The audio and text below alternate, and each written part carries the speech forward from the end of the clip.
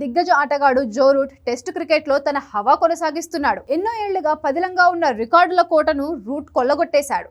అటు పరుగులు, ఇటు సెంచరీలు, ఒక్కో రికార్డును అధిగమిస్తూ రికార్డుల రారాజు సచిన్ కు ఒక్క అడుగు దూరంలో నిలిచాడు. మాంచెస్టర్ వేదికగా భారత్ తో జరుగుతున్న టెస్ట్ సిరీస్ లో పలు రికార్డులు నమోదు చేశాడు జో రూట్. గడిచిన 5 ఏళ్లలో ఏకంగా 21 టెస్ట్ సెంచరీలు నమోదు చేశాడు. 2021 నుంచి ఇప్పటి వరకు రూట్ టెస్ట్ క్రికెట్ లో తన సత్తా చాటాడు. 2021లో 6 సెంచరీలు చేసిన రూట్ 2022లో 5 శతకాలు నమోదు చేశారు.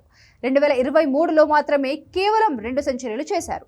2024లో అత్యధికంగా 6 సెంచరీలు బాదాడు.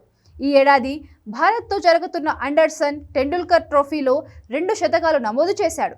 లార్డ్స్లో 1, మాంచెస్టర్లో 2ది. టెస్టుల్లో 38వ శతకాన్ని నమోదు చేసిన జో రూట్ ఓవరాల్గా 4వ స్థానంలో నిలిచాడు. శ్రీలంక మాజీ లెజెండ్ కుమార సంగక్కర కూడా 38 శతకాలు బాదగా అతనితో సరిసమానంగా ఉన్నాడు. సచిన్ టెండూల్కర్ 51 సెంచరీలతో టాప్ ప్లేస్ లో ఉండగా జాక్ కల్లిస్ 45, రికీ పాంటింగ్ 41 సెంచరీలతో ఆ తర్వాతి స్థానంలో ఉన్నారు.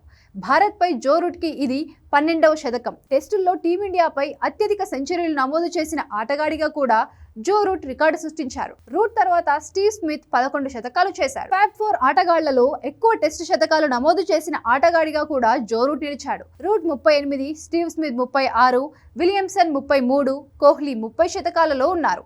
విరాట్ కోహ్లీ టెస్టులకు రిటైర్మెంట్ ప్రకటించగా వన్డేల్లో కొనసాగుతున్నారు.